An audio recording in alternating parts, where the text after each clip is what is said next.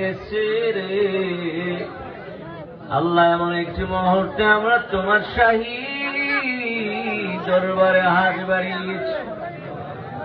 আল্লাহ পাক, জীবনে যত গুনাহ করে ফেলেছি তুমি আমাদের গুনাহগুলি মাফ করে দাও। আমাদের আব্বা আম্মার গুনাহগুলি মাফ করে দাও।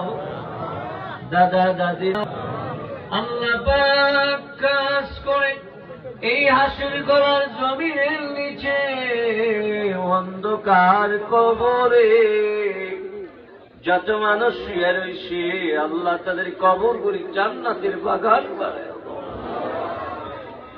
জানি না রে কার কবরে জানি আযাব আছে রে, কার কবরে জানি দাও দাও করে আগুন জ্বলে। আল্লাহ আগুন নিভাইয়া দাও, আযাব বন্ধ